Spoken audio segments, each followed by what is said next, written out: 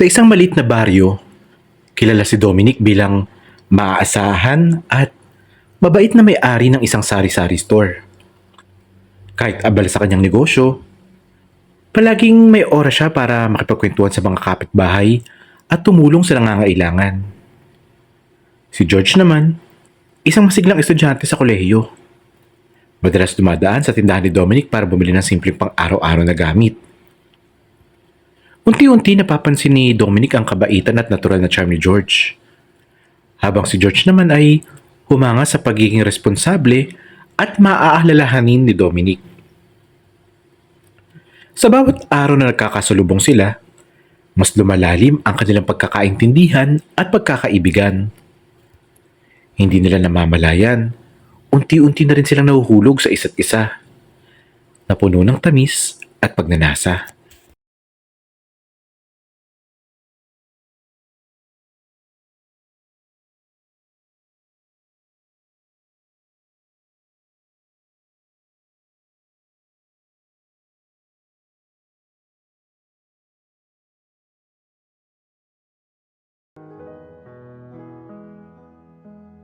Si Dominic, 25 anyos. Siya ang may-ari ng maliit na sari-sari store sa kanto ng isang abalang kalsada. Simple at masipag. Kilala siya sa lugar bilang mabait na at palangiti. Palaging handang tumulong sa kanyang mga kapitbahay at parokyano. Kahit mahaba ang oras ng kanyang pagtatrabaho, natutunan sa kanya ang saya sa maliliit na bagay. Ang halakhak ng mga bata, ang mga pagbati ng kanyang mga suki, at ang tahimik na ritmo ng kanyang araw-araw na buhay. Si George naman ay 21 anyos. Isang estudyante na nakatira ilang bloke lamang ang layo. Madalas siyang dumadaan sa tindahan ni Dominic upang bumili ng merienda o inumin pauwi at papasok sa paaralan.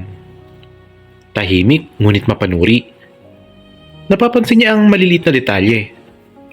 Kung paano maingat na inaayos ni Dominic ang mga paninda o ang mga munting guhit sa resibo na parabang nagkikwento ng kanyang araw. Isang hapon habang inaayos ni Dominic ang mga paninda sa counter ay hindi maiwasan ni George na mapansin ito. "Alam mo, ang ganda ng pagkakaayos mo ng mga paninda," sabi ni George na nakangiti. Napatawa si Dominic at bahagya ng nahihiya. "Salamat. Gusto lang kasing madaling makita ng mga tao. Mahirap kasi kung kalat-kalat," sagot niya. Mula sa munting papuri, unti-unting nabuo ang kanilang pag-uusap.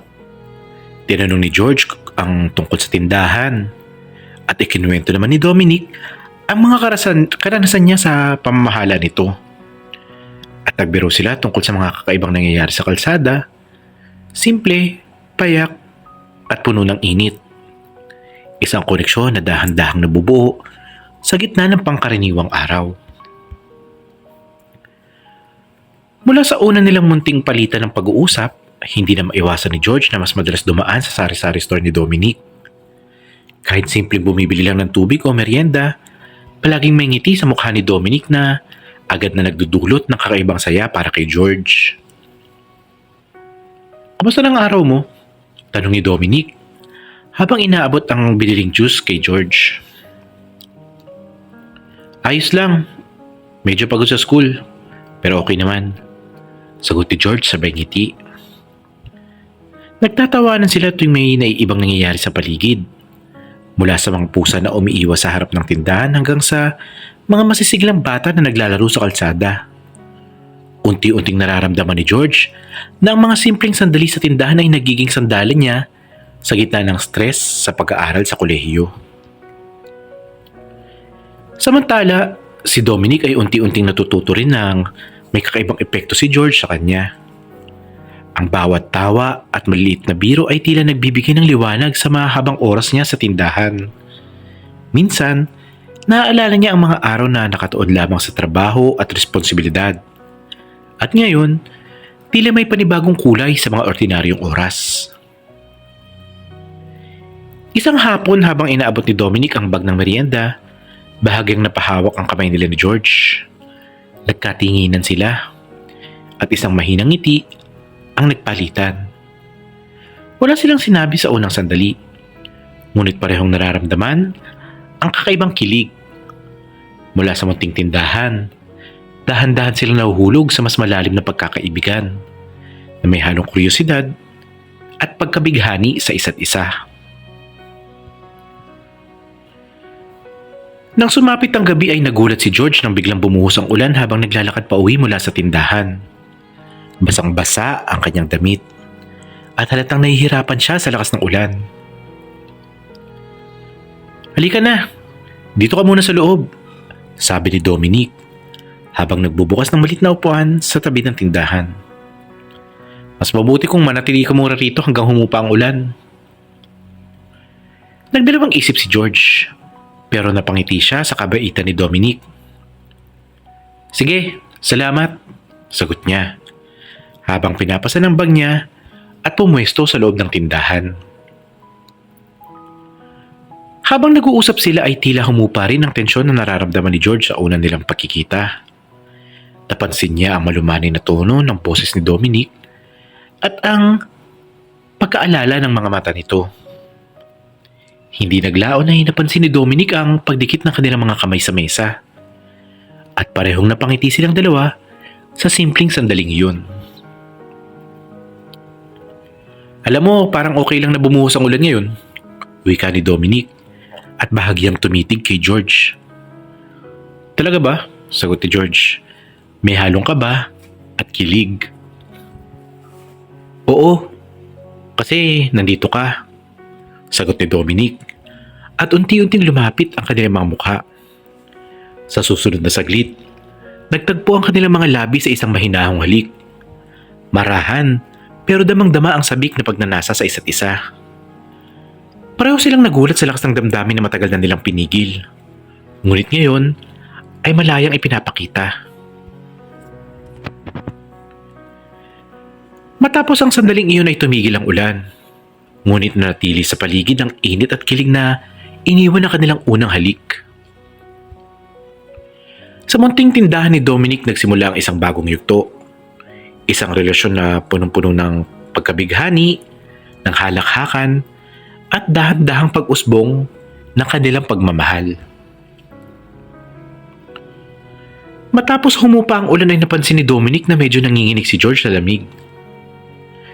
"Dito ka muna umupo," sabi niya habang inihahain ng isang tasa ng mainit na tsaa. "Para rin sa'yo. Magpakapanatag ka muna." Napangiti si George sa kabaitan ng tindero. "Salamat. Hindi ko inaasahan na may ganito pa rin sa mundong ibabaw," sagot niya. Hawak-hawak ang tasa na nagbibigay init sa kanyang mga kamay.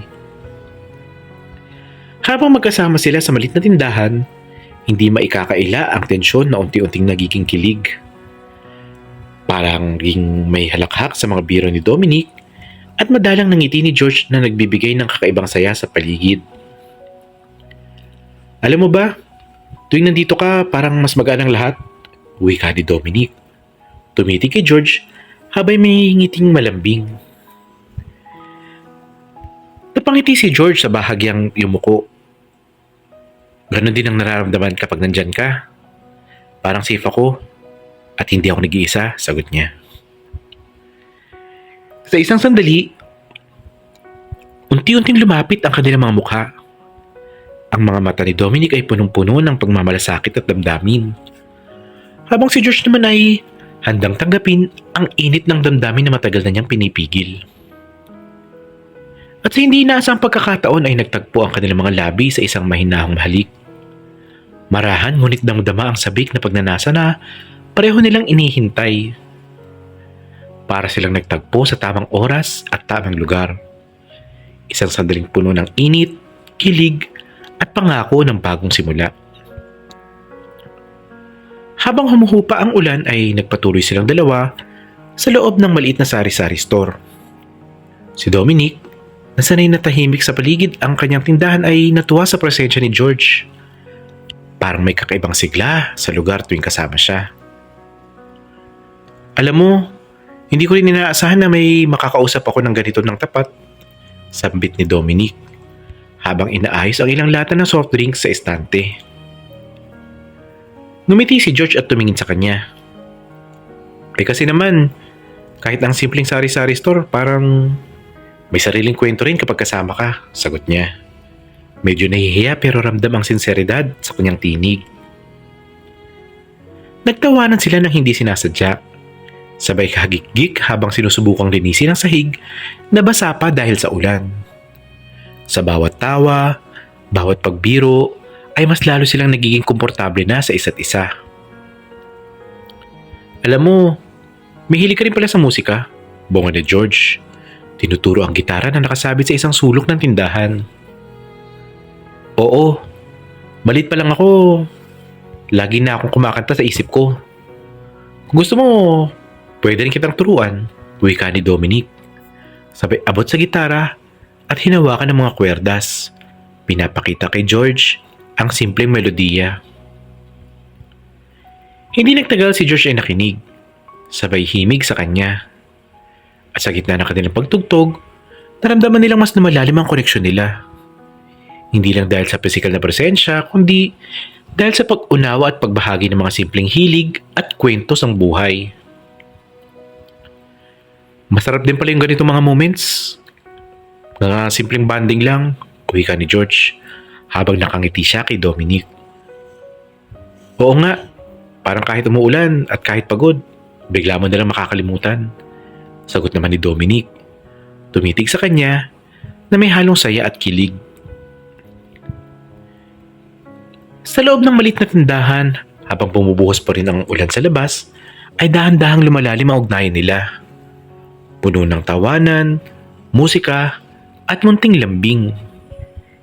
Isang simula ng kwento na mas matagal pa nilang patutunayan sa isa't isa.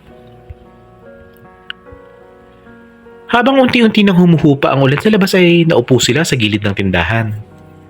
Sa isang maliit na bangko ay medyo basa pa dahil sa ambon. Hawak-hawak ni Dominic ang gitara at si George ay nakasandal sa tabi niya.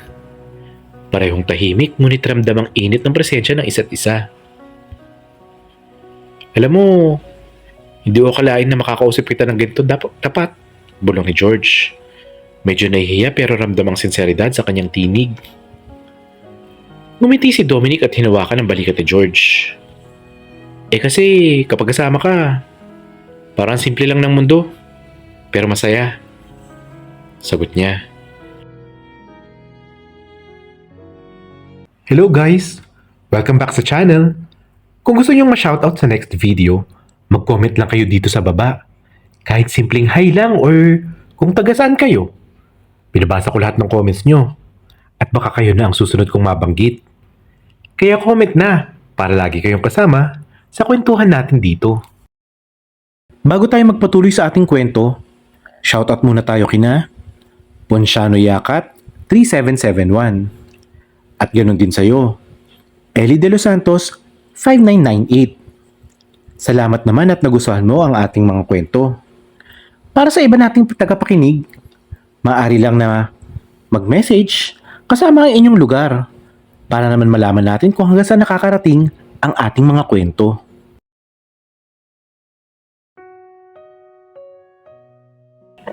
Dahang-dahang pinisil ang kamay ni George habang hawak-hawak ang gitara. Nagtagal silang ganun. Nag-uusap tungkol sa musika, sa mga pangarap, at sa mga simpleng bagay sa buhay. Pero sa bawat tawa at tingin, mas nararamdaman nila ang atraksyon na hindi nila kayang itanggi. Parang gusto ko sanang lagi kang kasama, sabit ni George. Tumitik kay Dominic na may halong kilig at kaba. Gusto ko rin, sagot ni Dominic. Dahan-dahang inilapit ang mukha kay George. Unti-unti ay nagtagpo ang kanilang mga labi sa isang marahang halik. Sabik ngunit kontrolado. At parang sinasabi ng kanilang mga mata na matagal nilang gustong mangyari ito. Naramdaman nila ang bawat pulso ng damdamin. Ang init ng presensya ng isa't isa. Ang tibok ng puso na nagkakaugnay. At ang lambing na hindi nila may paliwanag. Pagkatapos ng ilang sandali, naghiwalay ang kanilang mga labi. Parehong huminga ng malalim at ngumiti sa isa't isa. Sobrang tagal ko nang hinihintay ito, bulong ni George at nakatingin sa mga mata ni Dominic. Hindi lang ikaw, sagot ni Dominic. Habang mahigpit na yayakap si George, ramdam ang init at lambing sa kanilang yakapan. Sa gitna ng maliit na tindahan, sa tunog ng ambon at malumanay na hangin, naramdaman nilang pareho. Ito ay simula ng isang kwentong puno ng pag-unawa, pagtitiwala, at damdaming hindi nila kayang itago. Pagkalipas ng ilang araw mula sa kanilang unang halik ay unti-unti nang nagiging bahagi ng araw-araw ni George ang pagbisita sa sari-sari store ni Dominic. Hindi na lamang basta pagbili ng merienda o inumin, kundi mga kwentuhan tungkol sa buhay sa kolehiyo, mga pangarap, at kahit simpleng tawa sa mga pangyayari sa paligid. Habang nag-aayos ng paninda si Dominic ay palihim siyang pinagmamasdan ni George. Hindi niya papigilang ngumiti sa bawat galaw ng binata. "Ang dami mo talagang ginagawa dito, Dominic," sambit ni George, sabay abot ng tubig para abutin sa kanya. Ngumiti si Dominic. Di ba?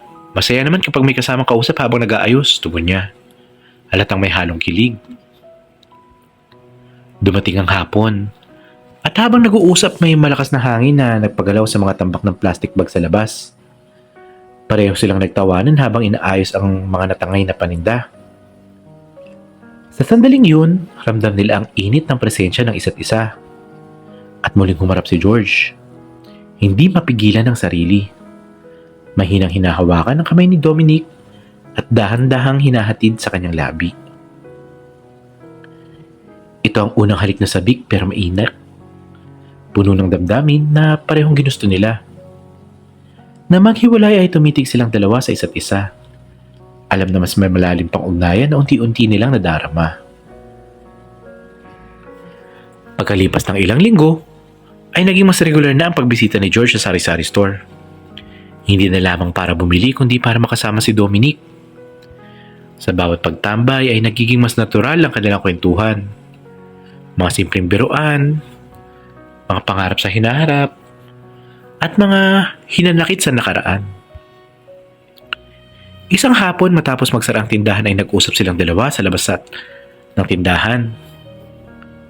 "Alam mo, Dominic, hindi ko inaasahan na ganito pala kasi ang makakasama ka," bulong ni George habang nakatitig sa mga mata ng binata. Ngumiti si Dominic at ramdam ang kilig sa dibdib. "Ako rin, George. Para may kulang lang sa araw kapag hindi kita nakakausap." Dahan-dahan silang lumapit at halos sabay nilang inabot ang sandaling matatagal na nilang gusto mangyari. Ang halik nito ay mas matagal, masabik, puno ng damdamin at init na ramdam sa bawat galaw. Bawat umbok ng katawan na tumatama sa bukol ng kabila. Bawat kisap mata ay tumitigil. Nakatuon lang sa pagpapasaya ng isa't isa. Nang maghiwalay na pangiti silang dalawa. Kilig na kilig, nanginginig, at pinakita ang ugnayan na puno ng pangako, pagkakilig, at pagtuklas sa tunay na damdamin. Lumipas ang ilang araw at naging mas madalas palalo ang pagkikita nila George at Dominic. Isang hapon ay nagpatuloy sila sa kwentuhan sa loob. Tahimik lang ang paligid at ramdam ang init mula sa kanilang presensya. "Alam mo, George," sabi ni Dominic habang nakatitig sa mata nito, "gusto ko lang lagi na nandito ka." Ngumiti si George at dahan-dahang lumapit. "Ako rin, Dominic. Gusto ko lagi kitang kasama." At gaya ng inaasahan ay naghalikan silang dalawa. Mas matagal, mas mapangahas. Damang-dama ang sabik na nararamdaman nila sa isa't isa. Ang bawat halik ay punong-puno ng init at kilig. Lahat ng sulok ay naipasok. Nagantihan sila ng pagpapasarap sa isa't isa. Parang bawat paghinga ay nakatutok lang sa isa't isa na hindi iniisip ang mundo sa paligid. Nang tuluyan silang humiwalay ay napangiti silang sa dalawa. Magkahawak ang kamay, nagpunas, at ramdam ang matinding koneksyon. Alam nilang may bago ng simula sa pagitan nila. Isang relasyon na unti-unting nagiging mas matatag, Mas matindi ang damdamin at puno ng pangako sa bawat araw na magkasama. Paglipas ng mga linggo ay unti-unti na nilang nararamdaman kung gaano kahalaga ang isa't isa sa buhay nila. Sa bawat araw na magkakasama ay mas lumalalim ang tiwala, mas lumalakas ang koneksyon, at mas naiintindihan nila ang bawat pangarap at pangangailangan ng isa't isa. Isang gabi, nagkaroon sila ng mahabang kwentuhan at tawanan. Lumapit si George kay Dominic. Dominic, gusto kong malaman mo, hindi lang basta paghanga ito, bulong ni George, at hawak-hawak ang kamay nito. Ngumiti si Dominic at marahang hinalikan ng noo ni George. Alam mo George, pareho tayo. Natutunan natin na kahit sa gitna ng simpleng buhay, pwede tayong magmahal ng tapat at buong puso. Hindi takot, mahusgahan ng iba. Nagtagpo ang kanilang mga labi sa isang matagal at marahang halik. Damang-dama ang init at pagkasabik ng damdamin. Ngunit puno ng pagmamahal at respeto ang kanilang ginawa. Hindi sila nagmamadali. Bawat galaw ay may kahulugan at bawat sandali ay punong-puno ng koneksyon. Sa likod ng abala at simpleng buhay, may puwang para sa tunay na pagmamahal. Ang pagmamahal ay hindi nasusukat sa yaman, estado o edad. Ito'y nasusukat sa respeto, pag-unawa, at pagiging tapat sa damdamin ng isa't isa. Kahit sa gitna ng mga pagsubok, ang pusong bukas ay at handang magmahal ay laging maghahatid ng kaligayahan at tunay na koneksyon. May mga kwentong deserve pakinggan. Kung bago ka pa lang dito sa Kilig Central, mag-subscribe ka na at samahan kaming buhayin ng mga kwentong puno ng damdamin at pag-ibig. Dahil baka ang maririnig mo ngayon ay kwento mo na rin.